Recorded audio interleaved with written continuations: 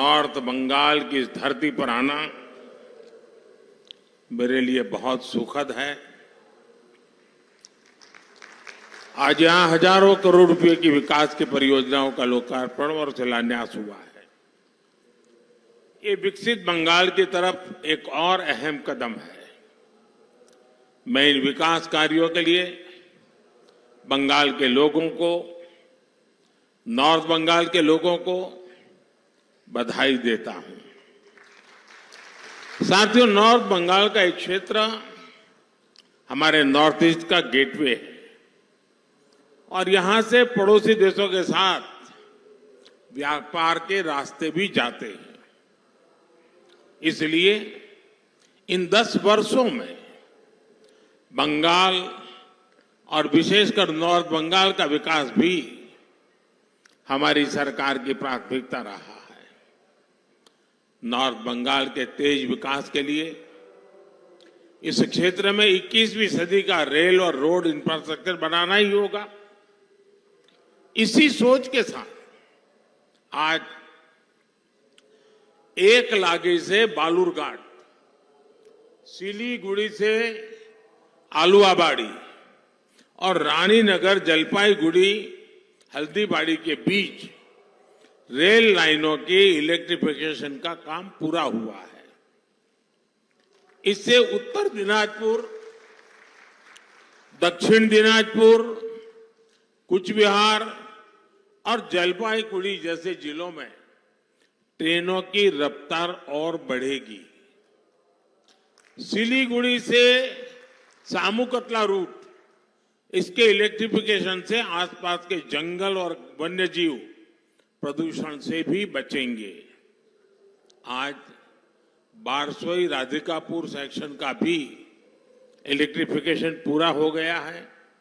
इसका फायदा पश्चिम बंगाल के साथ साथ बिहार के लोगों को भी होना है। राधिकापुर और सिलीगुड़ी के बीच एक नई ट्रेन सेवा शुरू हुई है। बंगाल का मजबूत होता ये रेल इंफ्रास्ट्रक्चर यहां विकास की नई संभावनाओं को गति देगा, सामान्य मानवीय का जीवन सुखद बनाएगा। साथियों, एक समय था जब नॉर्थ ईस्ट की तरफ बढ़ते ही ट्रेनों की रफ्तार धीमी हो जाती थी, लेकिन हमारी सरकार का प्रयास नॉर्थ बंगाल में भी ट्रेनों की रफ्तार वैसी ही बढ़ाने का है जैसे पूरे देश में बढ़ाई जा रही है। अब तो नॉर्थ बंगाल से बांग्लादेश के लिए भी रेल कनेक्टिविटी शुरू हो गई है। न्यू जलपाईगुड़ी से ढाका छावनी तक मिताली एक्सप्रेस चल रही है। बांग्लादेश की सरकार के साथ मिलकर हम राधिकापुर स्टेशन तक कनेक्टिविटी बढ़ा रहे हैं। इस नेटवर्क के मजबूत होने से दोनों देशों की अर्थव्यवस्था और इस क्षेत्र में पर्यटन को खूब बढ़ावा मिलेगा। साथियों, आजादी के बाद लंबे समय तक पूर्वी भारत के विकास को, यहां के हितों को नजरअंदाज किया गया, जबकि हमारी सरकार पूर्वी भारत को देश के विकास का ग्रोथ इंजन मानकर चलती है। इसलिए इस क्षेत्र में कनेक्टिविटी पर अभूतपूर्व निवेश हो रहा है। 2014 से पहले बंगाल का जो औसत रेल बजट करीब 4,000 करोड़ रुपए था, वो अब लगभग 14,000 करोड़ रुपए हो चुका है। आज उत्तर बंगाल से गुवाहाटी और हावड़ा के लिए semi high speed Vande Bharat express चल रही है। अमृत भारत स्टेशन योजना के तहत जिन 500 से ज्यादा स्टेशनों को आधुनिक बनाया जा रहा है, उनमें हमारा सिलीगुड़ी स्टेशन भी शामिल है। इन 10 वर्षों में हम बंगाल और पूर्वोत्तर के रेल विकास को पैसेंजर से एक्सप्रेस स्पीड तक ले जाए हैं। हमारे तीसरे कार्यकाल में ये सुपर फास्ट स्पीड से आगे बढ़ेगा। साथियों, आज उत्तर बंगाल में 3,000 करोड़ रुपए से ज्यादा की लागत के 2 सड़क परियोजनाओं का भी लोकार्पण किया गया है।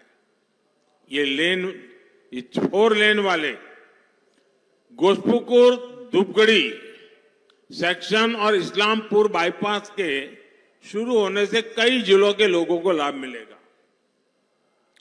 जलपाईगुड़ी, सिलीगुड़ी और मैनागुड़ी टाउन जैसे शहरी क्षेत्रों में ट्रैफिक जाम की समस्या से मुक्ति मिलेगी। इससे नॉर्थ ईस्ट समेत उत्तर बंगाल के सिलीगुड़ी, जलपाईगुड़ी, अलीपुरद्वार जिलों को बेहतर रोड कनेक्टिविटी मिलेगी। इससे डुआर, दार्जिलिंग, गंगटोक एवं मिरिकी जैसे पर्यटन स्थलों तक पहुंच आसान होगी। यानी इस पूरे क्षेत्र में पर्यटन भी बढ़ेगा, उद्योग भी बढ़ेगा और चाय किसानों को भी फायदा होगा। साथियों, पश्चिम बंगाल के विकास के लिए केंद्र सरकार अपनी तरफ से हर संभव प्रयास कर रही है। एक बार फिर आप सभी को विकास परियोजनाओं की मैं बहुत बहुत बधाई देता हूं, बहुत बहुत धन्यवाद देता हूं।